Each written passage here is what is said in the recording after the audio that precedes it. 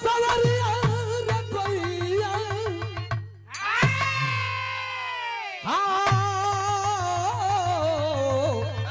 सवरिया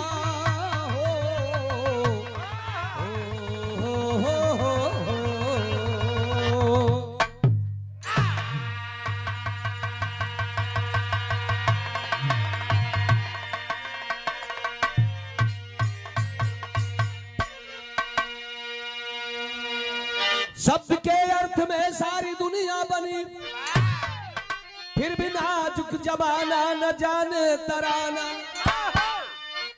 वर वक्त पैर उल्फत में अपना बढ़ाकर बनाया जमानो बेसहूरी का दीवाना।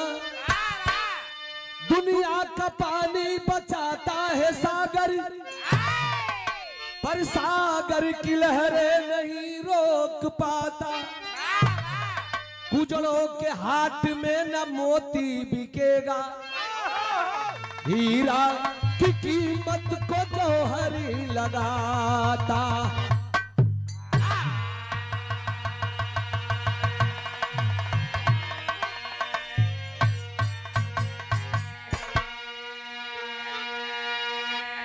मास्टर बड़ा एगो सुघर गजल गौली हो, ऐसा पहली बार। अरे वाह सरोज जी हमारो मन को देख दोहरा दी का वो भाव में ए भाव में अंतर देखल का अंतर बा कैसे।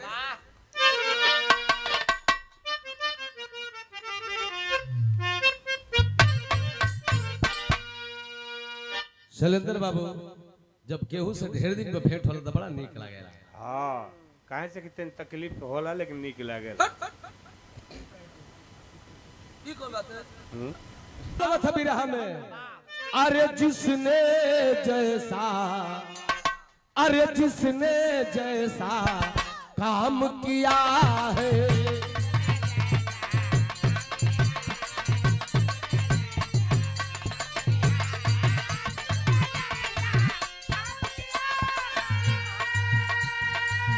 जिसने जैसा काम किया है,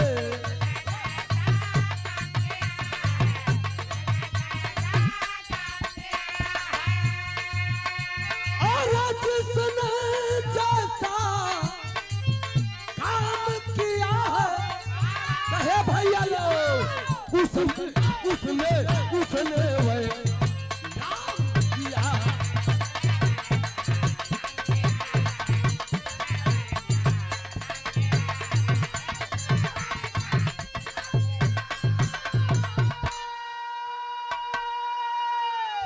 जिसने जैसा काम किया है उसने वैसा नाम किया है। के कैले बा नाम नजम लगत हो।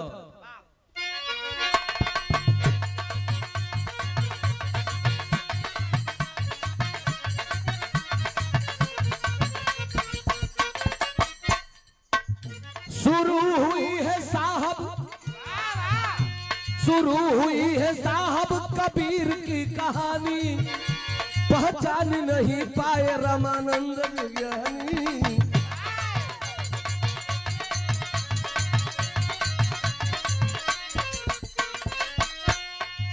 अरे बैठे थे कबीर,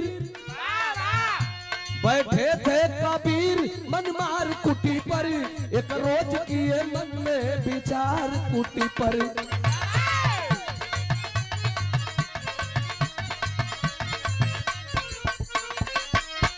कहे कबीर चेला चेला चेला चेला चेला रे चेला, कहे कबीर चेला बनू गया आपका, पर ध्यान नहीं दिए वो किसी बात का।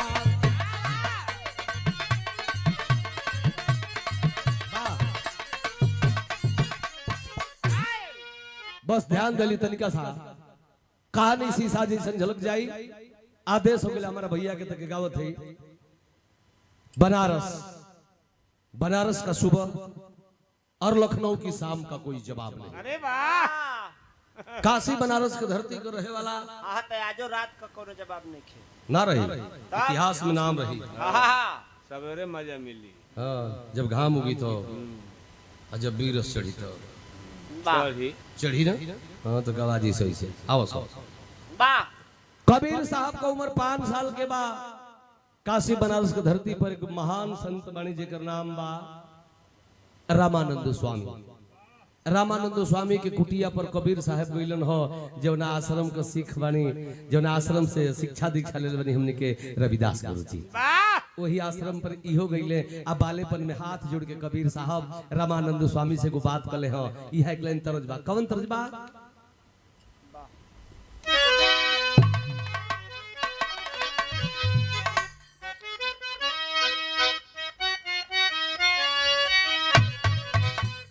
तरह से सुंदर भाव तो बिरहो में हो।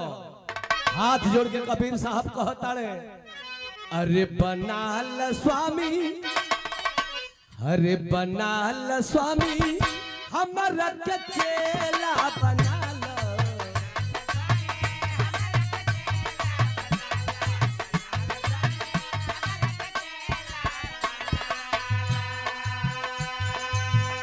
ए गुरुजी, रउआ दुनिया के चेला बनावता नहीं, हमरो के चेला बना ले। रामानंद स्वामी देखले हो, हाय हाय हाय हाय, 5 साल 6 साल का लड़का ये चेला बने के हमार तुमड़ी खोजड़ी लेके भाग गई। कल ए बेटा घरे जा, पढ़ लिख बड़ होख, अइह चेला बना ले। अब ही ना के बतिया जही कबीर साहब सुनलो हो, आँख से झरझर झरझर आंसू को धारा बहे लगल। झरझर बरसे, झरझर बरसे कबीर के नजरिया।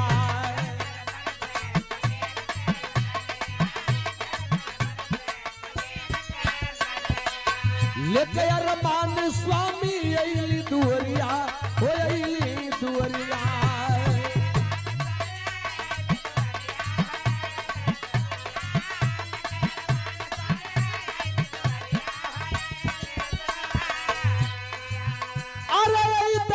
के दिल में बसाला, दास के दिल में बसाला, बनाल स्वामी हमारा के चेला बनालो। रामानंद स्वामी को लगी आखिर जिदिया था, ए लड़का के कैसे आश्रम से खेदी, ई तो जिदिया गईल। हां डरियो लगा था कि टुमड़ी उमड़ी लेके भाग के कहीं सल पपड़ी मत खा गले। रामानंद स्वामी कहल कि चेला बनबा बाबू, कहल बिल्कुल गुरुजी बनो। तब बनबो तो 3 गो सवाल, इतना भैया बैठल हो जा, 3 सवाल करब आ तीनों सवाल में पास हो जेबे कबीर, तब तो आश्रम पर रहबो, नहीं तो घरे चल जीबो। नहीं तो घरे जेबो। हई देखो बालेपन में कबीर साहब आए, आ कबीर साहब से रामानंद स्वामी सवाल कौन कैलन है, फिर तर्ज बदल गई।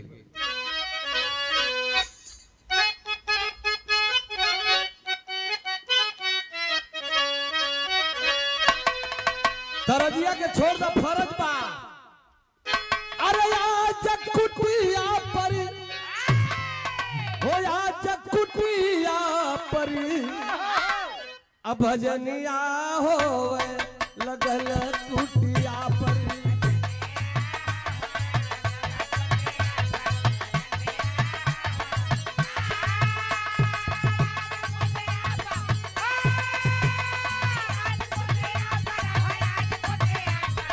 भजनिया होवे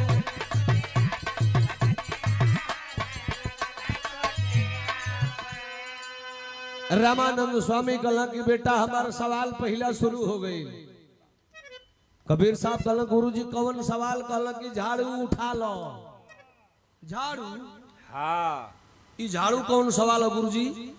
कहला कि हाँ न, झाड़ू उठा लो, मंदिर के साफ करो। ई पहला सवाल चेक करब कि तू कितना बढ़िया मंदिरवा के साफ कर तड़। हां कितना बढ़िया झाड़ू लगावा तड़। ई हमेशा कबीर साहब का लीला शुरू हो गई। अब ध्यान दे, मजाक के बात शुरू। कबीर साहब झाड़ू लगावे लगल। झाड़ूया लगावे कैसे? साझ सवेरे लगले झाड़ू लगावे,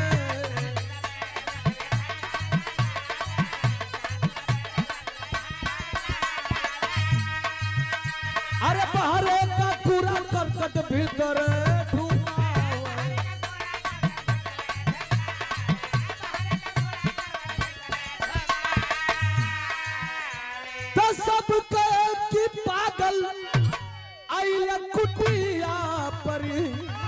भजनिया होवे लगल कुटिया पर। झाड़ू तो लगावस जरूर, लेकिन भैया लोग आप लोग द्वार पर झाड़ू खरहर कुछ झाड़त हो, जैसे घर में से माता बहनी झाड़ के जौन कचड़ा रहला द्वार पर बिक दी है। अब मर्द लोग खरहर उठाइए तो झाड़ के गढ़ा में बिकी हो। तो ई कबीर साहब अब गढ़ावे और से झाड़ू शुरू कैल हो, देख इनकर सफाई कैल। आज जितना उखी का गुला पुआरा जितना मैंने कचड़ा रहा तब का बांस का पत्ता ही मैं झाड़ी के आ ले जाके ठाकुर जी की मूर्ति पर गाज दे आ गाज देल। ए भैया कहा जत हो लोग तनकी 10 मिनट ना बैठ हो लोग ना निकल था ना निवेदन बा एगो तो तोहने लोग बाड़ल लोग ई हम गावत है हमर गाना जन मोबाइलिया में सुनल उ नहीं खे चल हती या ओरिजिनल एकदम सीन देखत रहो। एके सुन लो जा ना निकलाई तो कहबे तो एक काली कुल जना कह के फोन करब फोन करके नमस्कार करके हमहु चल दी। हम तो चाहत नहीं कि तुम जा बाकी जातो नहीं तो रुको जाके पूरा कर तो जा। तो कबीर साहब इतना पर कचड़ा गाज देलन कि मंदिरवा बताओ जहां रोज सेंट मरात होके इतर लागत होके हाँ पूरा भीतर ले आओ या कचड़ा गांजा जैसे बुझाओ कि सोमत बाबा जरावे खातिर गांजा लोग। रामानंद स्वामी गौरी कुल चेला रवा जे गइलन मंदिरवा में सफाई करे तो इतना गांज देले हो कबीर, इतना गांज देले हो कि चारों चलो भाग के कबीर साहब के रामानंद स्वामी के कहले कले गुरुजी बड़ा चेला तोहरा के अइलन गइलन, लेकिन पता न कहां से पागल चेला लिया दल मंदिरों में तना गांज देले बा कचड़ा भाक भाक बासा का मंदिरवा।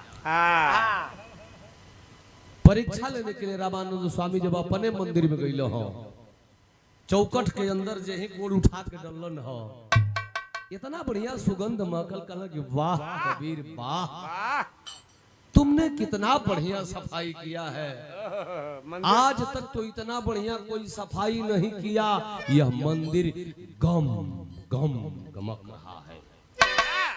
कबीर साहब कहला कि साला गुरु जी जौन कहला ओकर उल्टा कैली हो तो पास कर देलो। अब जवन सवाल कहियो ओकर हम उल्टे करो वाह। पहला सवाल में तो पास कर देलन, दूसर का सवाल रामानंद स्वामी कबीर से का दिल का कइलन ह तर्ज लगत बा।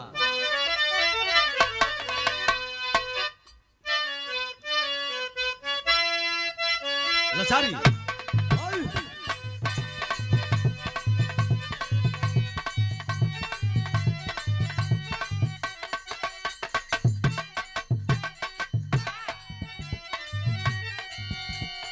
तरह छोड़ो भाव हो। अरे कहे रामानंद कहे रामानंद स्वामी झाड़ू जल लगावा।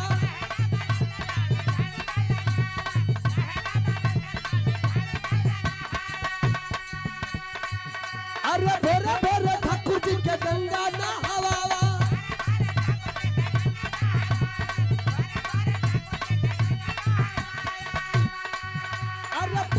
कबीर लेकिन भैया फेंकले घुमा के पीछे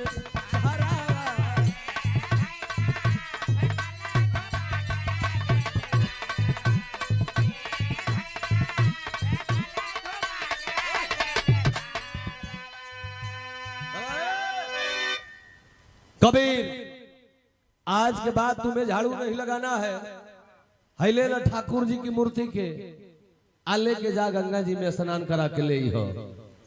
ठाकुर जी की मूर्ति तो एक घड़ी तनी कभी जी श्यामार की घरे कम मिलता, लेकिन कहीं कहीं अहिर लोग की घरवा ढेर बा। ऐसे कि कथावा का में भी दरिया बहुत तेज है। काहे दोस्ती है ऐसे नहीं पंडित कया अहिर लोग आ देवरिया में मरल हंसते हो वो तो मरल से तो जो वो को भुला गेल बोलो। हां वो तो दिखावे लगा कुल हमके परशुराम के वंशज है। हां त ई सत्यनारायण भगवान के जोन कथवा होला हो के जनते बड़ा हमारे एमएलसी साहब कुल बतौले आज मीडिया के जमाना हो कुल बतावल ठीक नहीं खे कि सतिया के है नारायण के है। हाँ तो ध्यान ऊपर रहे कहल के ले जा ठाकुर जी के मूर्ति के नहवा के ले आओ। हाँ कबीर साहब देखबे कल पितरे के थरिया में करिया जामुनिया ठाकुर जी की मूर्ति रही, ओही में को जगन्नाथी लोटिया होले। हाँ जगन्नाथ की ओ लोटियावा से खाली ठाकुर जी नहा लो, हाँ आदमी के नहवा देबे त का हो जाई, नमूनिया हो जाई। ओकर पानी इतना शीतल होला कि कोई ठाकुर जी नहा लो। लेके मूर्ति के गंगा जी के घाट पर गइलन ह आ थरिया के धइलन नीचे कबीर साहब आ ठाकुर जी की मूर्ति के लहला हाथ में कहना कि रोज तो के अरिया नहवा देतना सो। हाँ तोहार नहाइल नहीं के होत। आज तो के ठाकुर जी हम भोर पेट नहवाई, मूर्ति के लहला हाथ में आयाल फाल क के अरार को जैसे ही घाघरा नदी का अरार बा ऐसा ही अरार पर खड़ा होके आ घुमा के बिगल कल कि ये हैया है जा भर पेट नहा ली हो जब सांस फूली तो कहियो हम निकाल ली। वाह भगवान जी का मूर्ति पानी में भागत गई जाए कि गिरल डुबूक से ने आयासन मार के बैठल हुन भक्ति में लीन हो कबीर साहब। एक आध घंटा बीत गई, चारों चलो उनके रामानंद स्वामी भेजल के देखो सर पागला कहाँ लेके मूर्तिया गई बोले न है। चारों अइलन से गंगा जी के तीरे कबीर साहब आसन मार के बैठल हुए कल से गए कबीर ठाकुर जी रे ठाकुर जी बिक देनी बिक दे कहा आधा दरिया सो पा कल से जाए दे छुट्टी हो गई थी बड़ा गोप को पास करता रहो चल पास हो गई। चलो सर चलो सर चल के बता दें कि भगवान के बिक दिल है पानी में।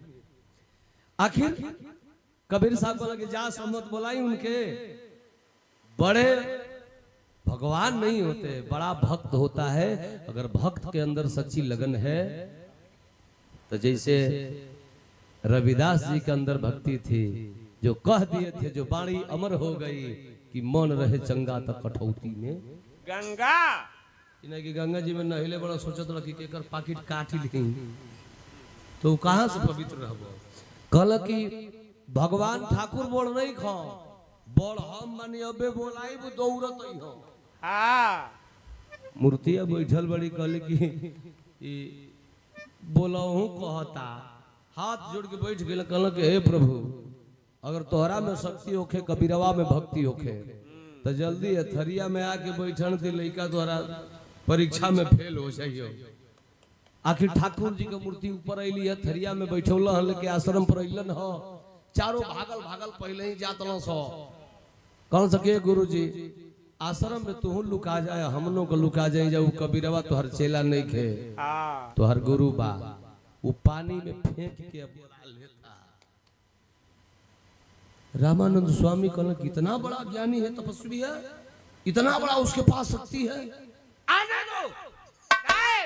आने दो तीसरा सवाल करूंगा और उसी सवाल में फेल हो जाएगा। आखिर तीसरा का सवाल कौन के लिए बिरहा का आखिरी सवाल हो अब करे बाद जवाब रही आखिरी सवाल कौन के लिए तर्ज बदल गई।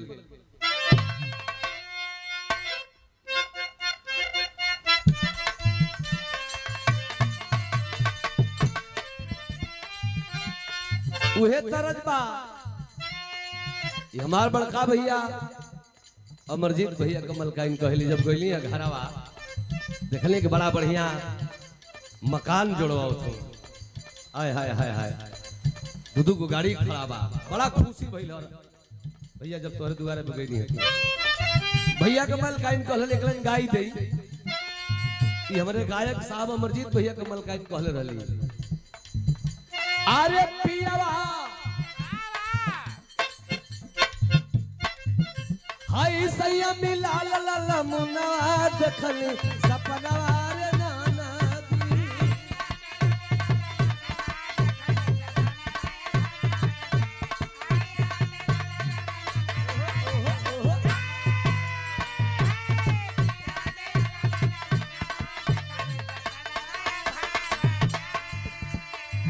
लेकिन बोले अरे बोले रामानंद जही छनवा सुनिला कहनवा ए चलवा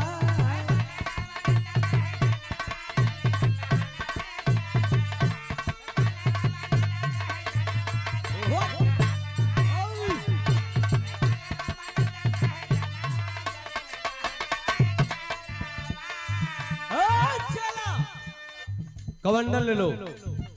तीसरा सवाल तुम्हारे सामने है, जे भी बिरहावा सुनो तो तन ध्यान रहल जाई। कहलन का रामानंद स्वामी कबीर से, गायक का दूध चला कहीं से लियावा,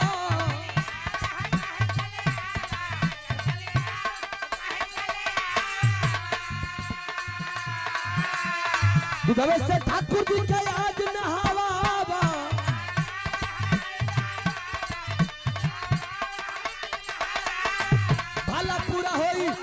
पूरा होई तो हर सपनावा कहानावा रे छेड़वा।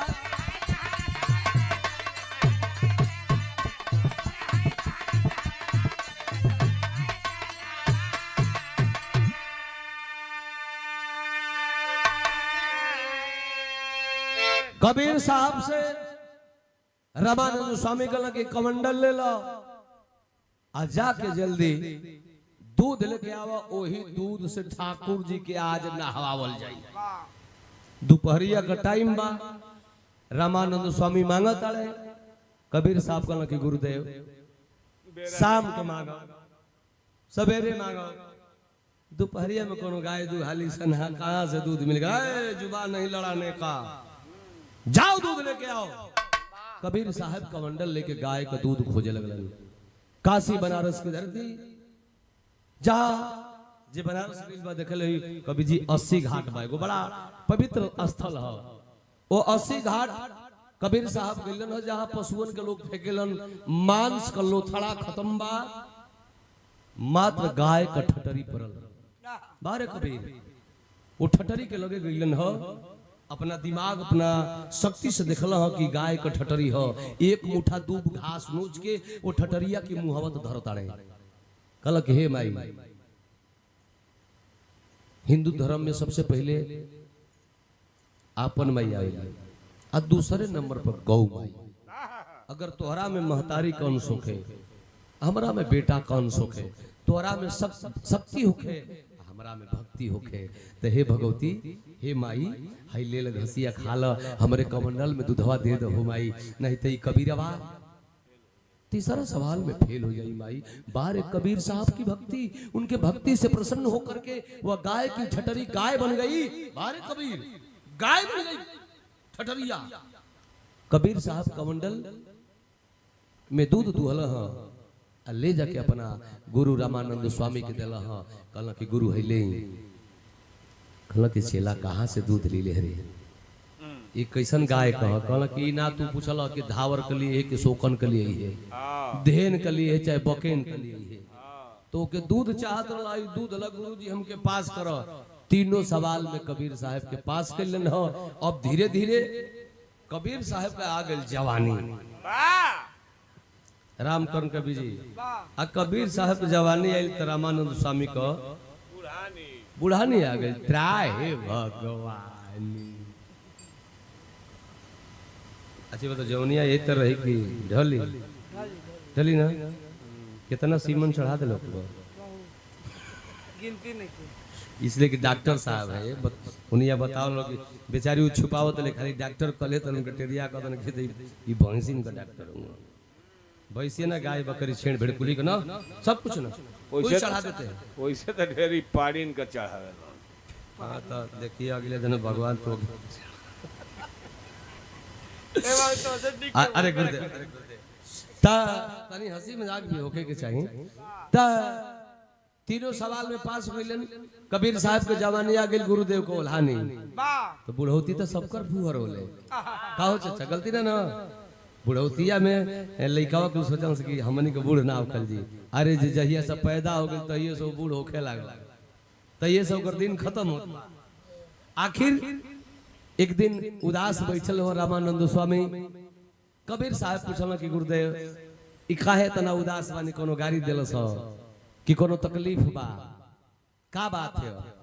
भूलवाव तड़े रामानंद स्वामी। कबीर जाए दो, ई लइकन के बस को नहीं खे, उ हमरे बस को बा। कला रे बताओ महाराज। कल कि चेला कहल तो करबो, आपन बेटा मान ल बात।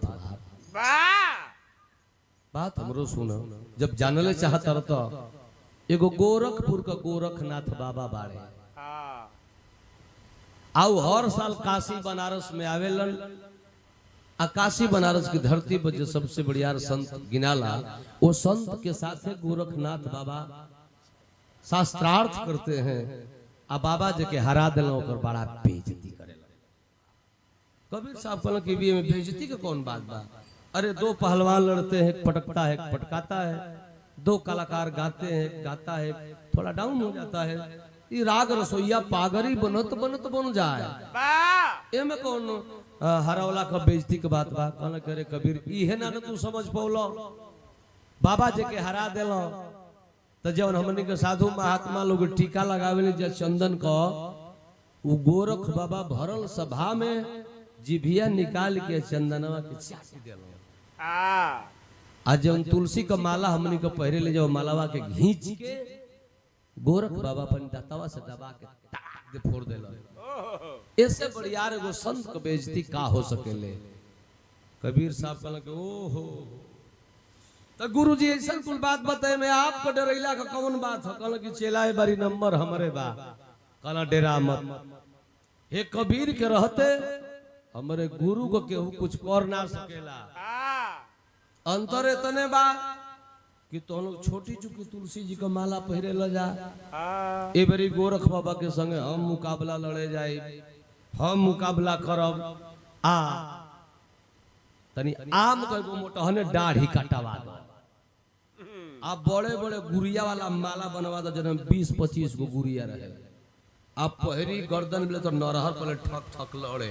आ गुरुजी तू तन के सुख चंदन का टीका लगावेला न, तो 5 किलो चंदन का लकड़ी मंगावो, ओके घिसवावो, आओ करा करवावो, ओके हम भर देही पोता।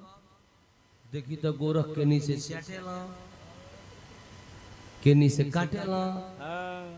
आखिर भई लगा बिरहा में टेरी के भाव लगता।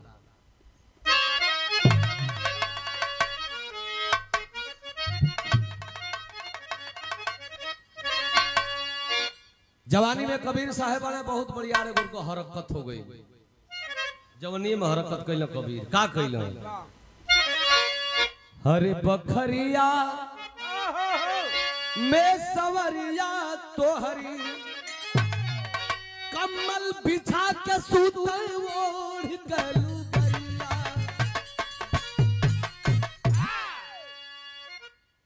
आदत रहल आश्रम पर मिलत बा उनके एगो कमरा भेड़ी हवा ओढ़े खाती, एगो फटही लुगरी मिले बिछा के सूते खाती। तो ई कमरावा के बिछाओ से लेउआ के ओढ़ो। मैं काम कबीर साहब को उल्टा ना बतौने कि कबीर दास की उल्टी बानी बड़ी से कमर भीजे पानी। कल के गुरुदेव तो चिंता मत करो, कहिया मुकाबला है? तो जैसे बिरहावा का डेट बड़ा दिन से रखल रहा रामकरण कवि जी, 29 मई को राम को यादव सरोज सरगम का मुकाबला होगा कोठिया गांव में, कोठिया में। ऐसा ही डेट पड़ल बा। अब मुकाबला करे बदे कबीर साहब चलल बने। 5 किलो चंदन का लकड़ी घसा गई है, मोटका मोटका बड़का बड़का कंठा बन गई बा। आज जैसे रसूलपुर चटिया पर एगो गेट रहा, जो ना गेटवा से हमने के घुस गई नहीं है, वैसे ही गेट बनल बा मास्टर साहब। आ वही मेन गेट पर जाई के कबीर साहब अपन कुर्ता धोती कुल हटा दिले हुआ। आई 2 इंची का लंगोटिया जो है रामदेव बाबा डबरा वाला भान पर चलो ना, खाली छीनी हथौड़ी तोपे खाती। 2 इंची का लंगोटिया पहिरले हुआ। आ वही मेन गेट पर खड़ा हुआ, दाढ़ी मुछ कपार कुल छिलोले हुआ, चंदन का लेवन कैले हुआ, बड़की बड़की गुड़िया वाला माला आम के लकड़ी के डल्ले हुआ, हाथ फैला के खड़ा हुआ। गोरख बाबा गोरखपुर से सरंगी बजावत गावत जब वही मेन गेट पर इलन हो, अभी रथ दूरे बजे से 4 चक्का गाड़ी खड़ा उतना दूर रहना, कहना करे रुको वो सामने कौन खड़ा है? जन रथ हाका तो कलश की बाबा समझ में नहीं आ रहा, थोड़ा करीब जाने दीजिए। गोरख बाबा गुस्सा में लाल होकर बोला, हटो, कौन हो, क्या है तुम्हारा नाम? कबीर साहब अपन नाव का बतौला गोरख बाबा से हमारी बिरहा का आखिरी तर्जमा।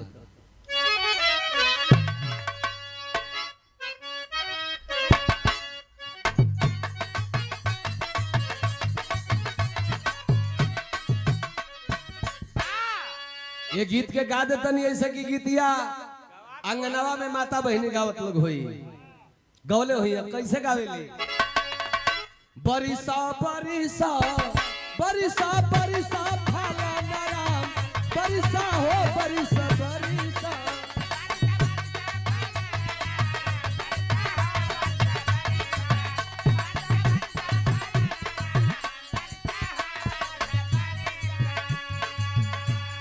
लेकिन तरजिया से बढ़िया दबतिया कबीर साहब कहताड़े ए बाबा हो हमर नाम जानल चाहतड़ो। हमर नाम बाबा हमारा नाम चटाने और कटाने वाला है बाबा। बाबा मैंने सुना है आप गोरखपुर से आके बनारस में बहुत चाटते हैं बाबा, तो चाट लीजिए ना बाबा हो। कहले ओ चाटो चाटो चाटो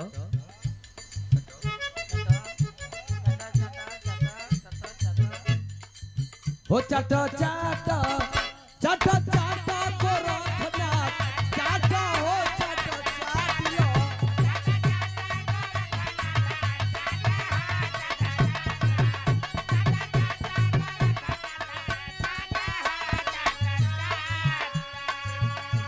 व्यंग्यात्मक भाषा गुस्सा में कहताड़े ए बाबा नाराज न होइएगा, हई ऊपर चाहे नीचे चाटो मैं लाले लाल हो। आ डबल चाहे सिंगल चाटो हई मन करे तो तत्वो से काटो चाटो चाटो चाटो चाटो गोरखना चाटो।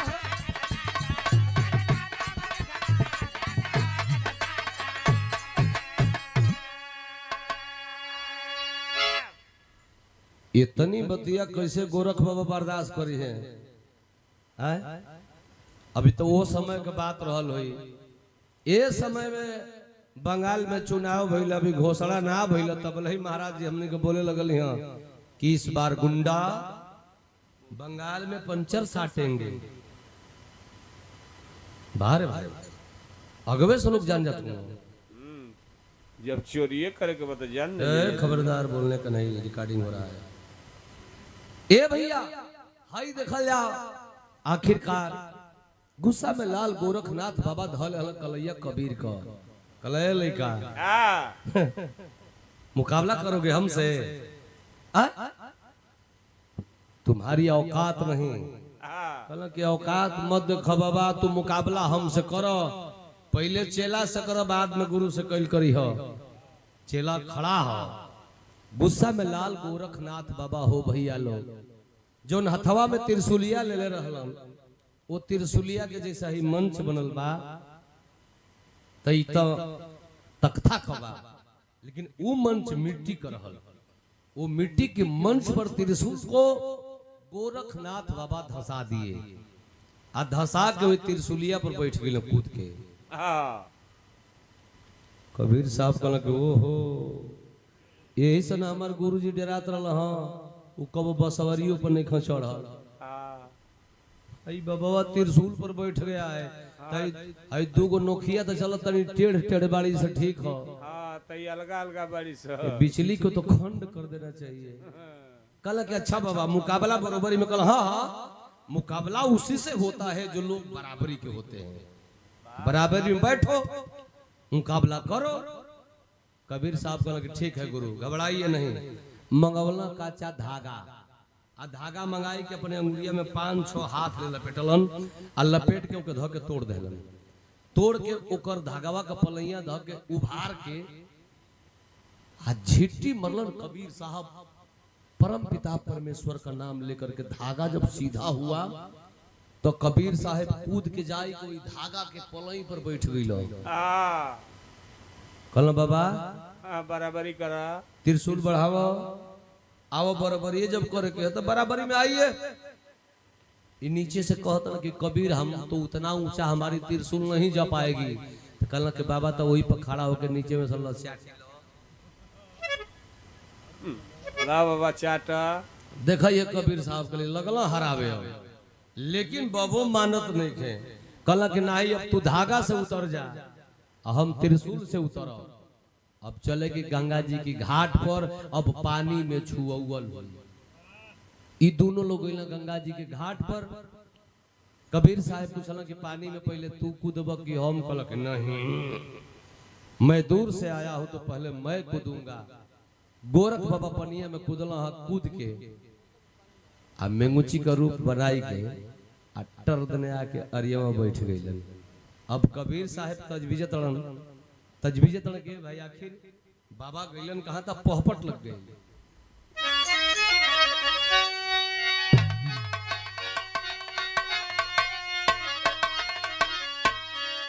अरे कूदले गोरख गंगा जी के धारा, पारा गरम्बा में ढक बन के बैठलन किनारा, पारा गरम्बा।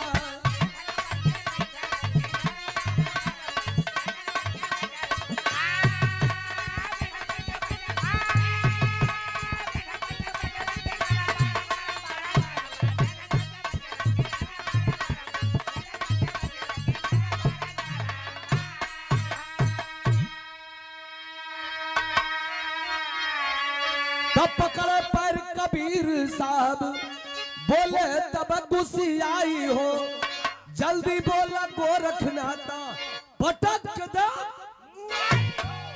घमंडी गोरख तीनों बाजी हारा, पारा गरम्बा।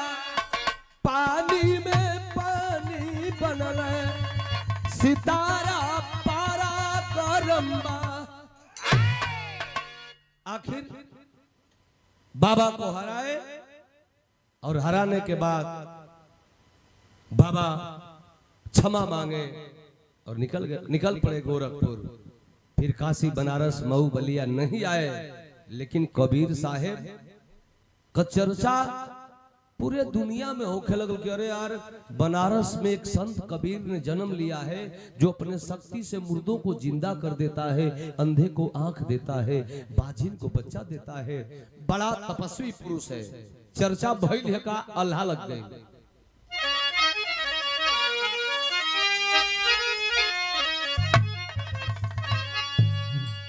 हाय राम तो चर्चा के विषय बनल भक्ति तौन चनवा बाबू।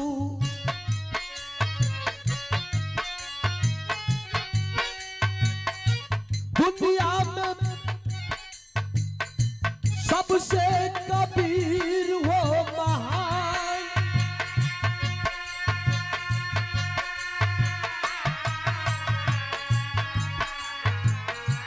अरब रहे वाला शेख मुसलमानवा बाबू।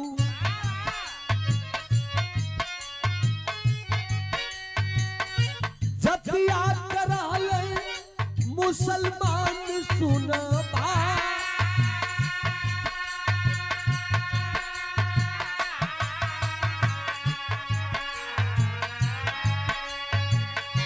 साहब कबीर के अरब बोलवले बाबू।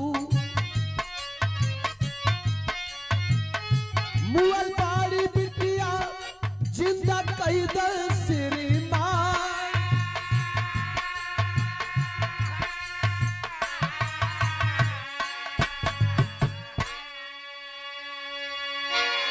कबीर साहब की चर्चाएं दुनिया में हुई है।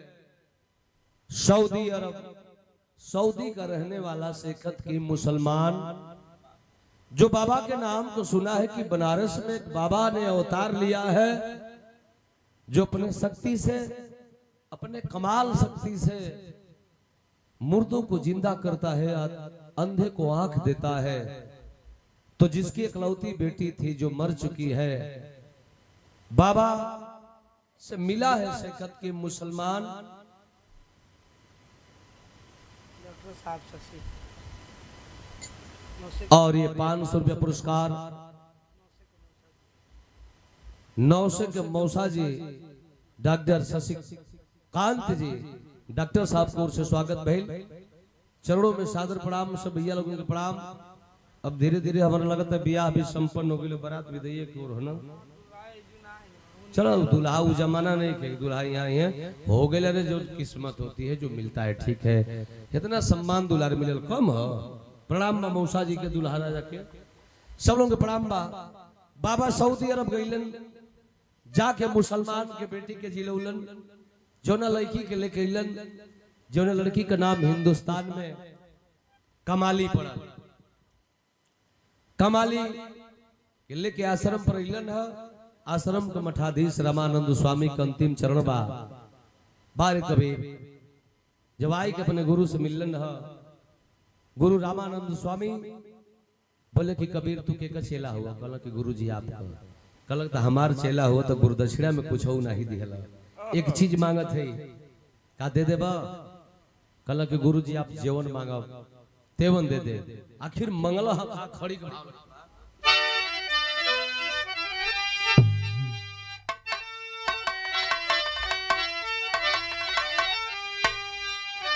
रामानंद हम अपनाव स्वामी जी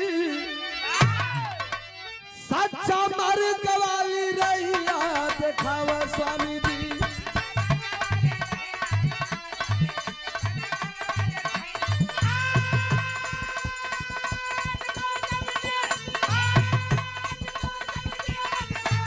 वाह वाह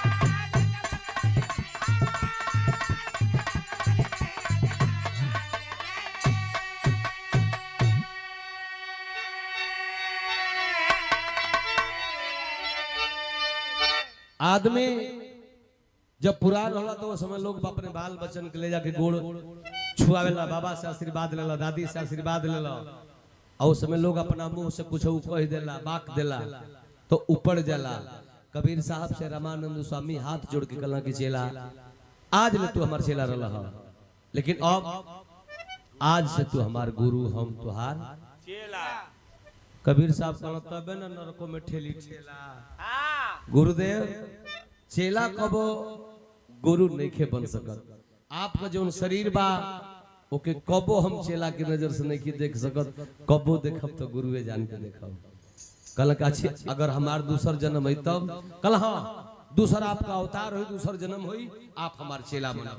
12 तपस्वी पुरुष रामानंद स्वामी छोड़ दे अपने शरीर को, आत्मा निकल गई दूसरे शरीर में प्रवेश करती है। कौना नाम से जानल गेलन कि छोड़ा ले शरीर धर्मदास बन के अइले साहब कबीर कौ चेला कहले।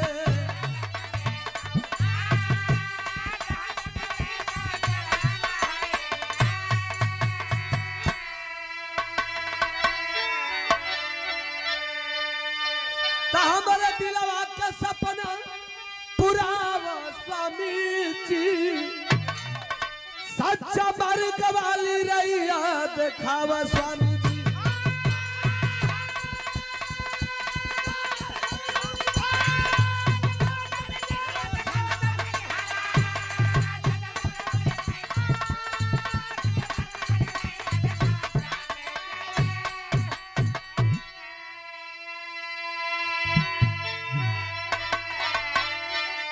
उतने बड़े महान व्यक्ति कबीर साहब जो अपने दिल में ठान लिए थे कि काशी बनारस छोड़ के अन्य कोनो जिला में ना जाई, मेरी मौत होगी तो काशी बनारस में होगी।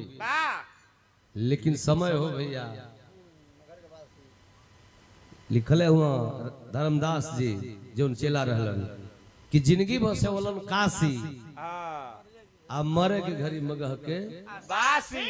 मौत उनकी हुई दूसरे जगह जाकर के विरह समाप्त हो गई। आखिरी लाइन जय जखार गुरु जद्दू लौटन की लहरे फुलवारी श्री नारायण गंगा सागर मितवा अवध बिहारी बखरिया में सवरिया तोहरी यादव राम कल सदगुरु के बने पुजलिया बखरिया में सवरिया।